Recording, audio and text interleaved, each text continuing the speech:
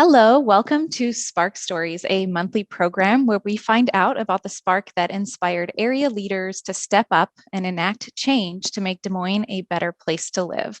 I'm Elizabeth. I'm a librarian at the Central Library in Des Moines Public Library, and I'm here today with Emily Osweiler, the CEO of a new nonprofit called Greater Des Moines Supportive Housing. They plan to build a 100 to 150 unit permanent supportive housing campus in Polk County for people coming out of homelessness or who have other housing barriers. Emily helped lead the efforts to build and launch the YMCA Supportive Housing Campus in Des Moines in 2011. She is passionate about creating a circle of inclusion for our community's most marginalized and ensuring access to safe, affordable housing. Welcome, Emily. Thank you so much for being here today. Thank you so much for having me. I'm excited.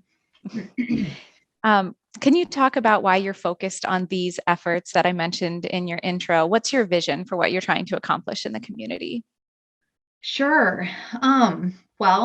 So I've recently done some purpose work, I guess, as far as trying to get really clear about my personal why, right? And so I wrote a why statement, and it is that I believe there are no throwaway people.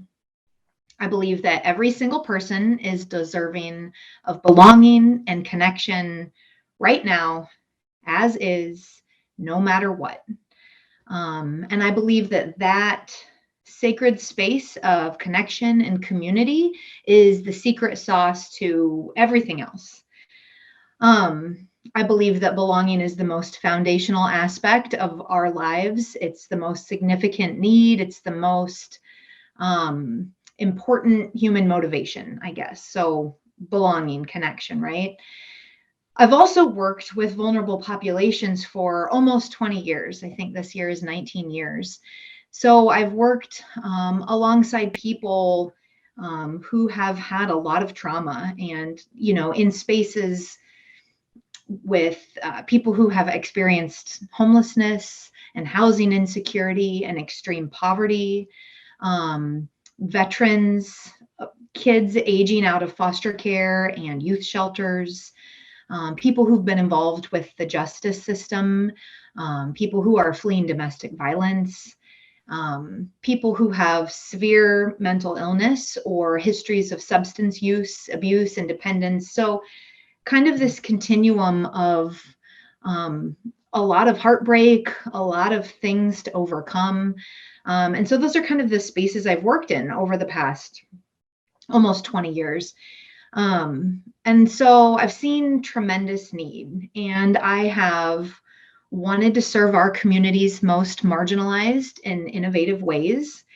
And I have a history of knowing what works, and what I saw work was that community and that intentional space of belonging. And so I believe that creating this circle of inclusion for our community's most vulnerable is my life's work. So that's kind of my why and why I'm focused and headed in this direction, I guess. Thank you so much for sharing that. I think it's so lovely that you were able to align your personal purpose and mission with the work you're doing, your career, and your efforts that you're doing for the community. I just think that's something I've been thinking about a lot lately, is how important it is that our personal missions align with the work missions that we're doing. So that's amazing. And also, your focus on community. I mean, I can't agree more that community is so important and missing in our current society. So thank you for sharing that vision. Can you talk more about the work you do in the community? Yes. So let's see, back towards the end of fall last in 2021, along with some colleagues that I've been working with for years now, we started a new nonprofit, Greater Des Moines Supportive Housing. And so right now we are in the throes of figuring out a location and how we're going to fund this new kind of dream that we have for our community. So we're looking for a location that I think you mentioned in the opening, 100 to 150 people would live there. So 100 to 150 efficiency apartments. but also big enough for kind of what I'm calling our heart spaces, our community and program spaces, then the office spaces, green spaces, on a bus line. And then there's some areas that would be awesome, like walking distance to a grocery store and, walking distance to a financial institution, a clinic, some of those other important life type things. Parking would be a bonus. So, I'm kind of dreaming about the location and the space that we'll need to pull something like this off. And then working towards funding and how we're going to kind of layer the opportunities there to build this thing. So I don't have a location yet. I feel cautiously optimistic that we are close to being able to say we found something and share that and start working towards next steps. But that's kind of the space. And then once people are there and we're operating, we are looking to operate. So it's permanent supportive housing, which means permanent apartment, no time limit. People will sign a lease to their own efficiency apartment. But then on site, there will be wraparound supportive services. And so some of the, I kind of shared the spaces that I'd worked in, the people kind of along this continuum of needs, so to speak. There will be supports in place for people who need to focus in different areas. So we're looking at modeling this after the Mayo Clinic model of care, which basically means integrative and holistic. So there's this idea that there are 8 dimensions of wellness. And everybody thinks about physical health and mental health, but there's also social wellness, which I've kind of hit on, spiritual, educational, environmental, vocational, financial. Is that the 8th one? So there's 8. And the idea is that for a person to be whole, they should have the opportunity to kind of focus in whatever areas that they want, and not necessarily a balance. But so the idea is there will be experts in all of these areas of wellness, and people can kind of pick and choose what makes sense for them. So client-centered, trauma-informed, strengths-based, but to know that you have a team of people that know you and can kind of work where you're wanting to head. So that's kind of the gist. I don't quite have my elevator speech down yet, but that's kind of the, idea of our programming and the spaces and programs we're trying to create, I suppose. So, yeah. Thank you for sharing. And actually, I've not heard the 8 elements. I've always heard of 4, the spiritual, that includes the spiritual. And I guess I can't even remember the 4 exactly, but I've never heard 8. So that's great. I'm sure you can break it down in lots of ways. Right. There's probably no right or wrong, but yeah, those are kind of the ones that we're looking towards having some choices around and a focus in. So yeah. And I mean, it sounds like it'll be in high demand, those 150 units. And I guess there's lots of need in Des Moines right now. Yeah, actually, I'm glad you asked that, because I maybe should have spoken to that a little bit, because that's really a piece of all of this. Our community does have a lot of need. And so, where I came from operated a wait list of over 100 people all the time since we opened a decade ago. And so, this is a space for people, like I said, kind of with a history and continuum of different needs. And so there may be some people who just can't quite make ends meet, people with an extremely low income. If you are living off of $800 a month on Social Security benefits, there really is no place that you can live that is safe, that doesn't have holes in the floor, has running water. There's just not a lot of affordable housing. So if we're to solve Polk County's need kind of in that space, we need 12,000 units today. And then if you're on the other end of this continuum, people who have experienced chronic histories of homelessness and some of the more vulnerable kind of areas I talked about, if we're to solve that problem, we need 100 units right now. And it's only getting worse. We were in a housing crisis before COVID. COVID shined a light on it, but we haven't even begun to see the impacts. And so the need in our community is tremendous. And so I do think there will be high demand. We'll build this and it will fill up and there will still be a need. And so, I'm like, well, then we'll build another one, but we'll get there later. Okay, so thank you for sharing that specific need, because I'm sure people wonder, like, why do we need a second supportive housing campus in Des Moines? Right. So that's good to know how immense the need is right now. Can you tell me and the audience your spark story, or in other words, a specific experience which inspired you to do this work? So I thought a lot about this, and I don't have just one like aha moment, right? I think especially over the last year, I've done a lot of soul searching as we've launched this new initiative, and I've looked at kind of where I've come from. And it's been really amazing to me how my work experiences and my personal and professional connections and, how it's kind of all come to this place together. I guess I'm not finding the right words there, but I really believe now that every moment along my journey has brought me to this place, this time. So I guess I don't feel like there's just one. I recently did a Powered by Purpose presentation for United Way. And so I really kind of did a deep dive into a lot of those moments. But really, what I saw over and over was just this profound need for people to be connected, right? People want to be seen.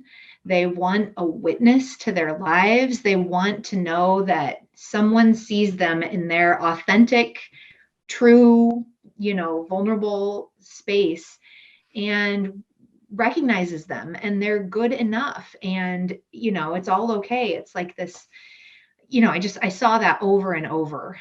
People want to be remembered. People want to be connected. And so I did a lot of work with the American Red Cross right out of college. I did AmeriCorps there, and because I wasn't sure what was next, I figured a graduate degree, but wasn't sure quite on the direction. And so through my time with the Red Cross, I would go to hurricane devastated areas. And, really on the forefront, it was kind of simple. We went down and we were to meet with people who, there was almost like this chart. How many people in your household? How much did you lose? This is the amount of financial assistance we can give you. But it was more like, I'm trying to kind of set the scene. There were people who were already vulnerable, already living in poverty, already, just really in a vulnerable space. And then this hurricane came through, and I was there for different ones, Charlie, Katrina, some different states, but they've kind of all melded together, that a person who was already living under rough circumstances, now everything is gone and they're still living in this day-to-day crisis. And they probably have little kids or, and they waited in line to meet with you for hours in the sun with the mosquitoes, not knowing what they're really waiting for. And so I'm just trying to kind of set the scene for just this, huge thing that had happened to people. And then they sit down in a chair across from you and you make eye contact, and yes, you're going to figure out the chart and the financial assistance, and you can offer water and a snack or a meal, but people just wanted to sit with you in that space with another human who wasn't just on to the next thing, who wasn't turning away from their need. And I just remember that over and over, people just, the eye contact, a hug or a handshake, was the most important piece. And so then I worked with the Y for several years. And again, hundreds of stories. They're all the people stories where you're in a group or you're one-on-one. And it's just this connection that people want to be seen and heard and believed believed. And that you're not afraid to sit with someone in that space of trauma and heartache. And maybe you don't understand, but you're not going to look away.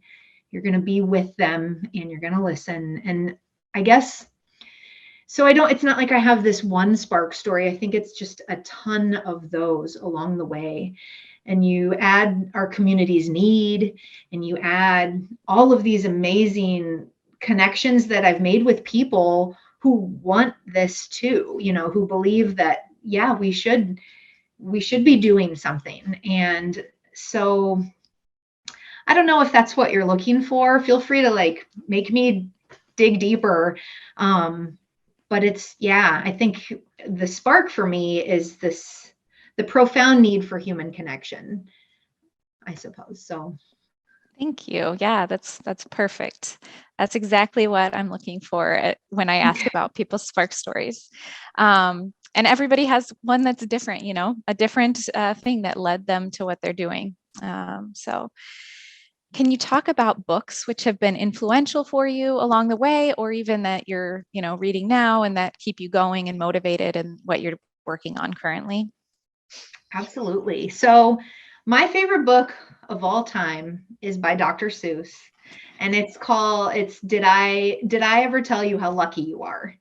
And I don't know if you've read that. I could probably recite it, but it is it's, it's funny, it's lighthearted. Obviously, it's a Dr. Seuss book and it's got the silly words and all of the things, but really the foundational piece of it is there's so much suffering in our world.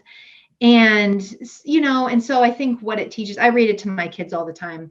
I think it teaches perspective, that there's always someone who's got, it's kind of that idea where everyone's fighting a battle that you know nothing about. Everyone that you see's got something going on, you do, and you can't compare suffering, but everyone's got stuff and everyone has their own story, and you are just a piece of someone's story. Maybe you're not even a piece of someone's story, but so it's just kind of a lighthearted and fun way to really think about everyone's got stuff, and if there's anything kind of we can do to make things lighter for other people. So that's my favorite book. But another book that's been very influential for me is the Book of Joy, and it's by His Holiness the Dalai Lama and Archbishop Desmond Tutu. And it's probably a few years old now. I don't remember exactly when it came out. But so these two men, Archbishop has passed away, but they have been very close friends, and they have had, these huge life experiences, and they've really only been together in person a handful of times. And so this book was written during a time when they were together for like a week, and they invited a journalist along to just kind of take notes. And so they spent this week talking about joy and what brings people joy and how to kind of cultivate that in your life. But kind of the idea is that it's hard to have joy and know joy without understanding the suffering piece of this as well in yourself and in others. And so it's just this profoundly beautiful book, and every time I read it, I get something new. I learned about I got my favorite idea from that book, and it is Ubuntu. And that literally translates as I am because you are. And I didn't know about that philosophy. It's a South African philosophy. I didn't know that word or anything. And when I read this, it's just a piece of the book. It's just in one of the chapters. And I was like, there is a word that it's the definition of my whole, like, everything. And so I felt like it gave me that. But it's given me so much. So those are probably my top two all time. I also read Untamed recently, and it's been kind of a huge like motivation for me, and as a woman and having a daughter. And so great. Probably those. Thank you so much for sharing those two books, or three actually, Untamed as well. And I know the concept of Ubuntu from a TED Talk I watched several years ago. And like you, I love this concept.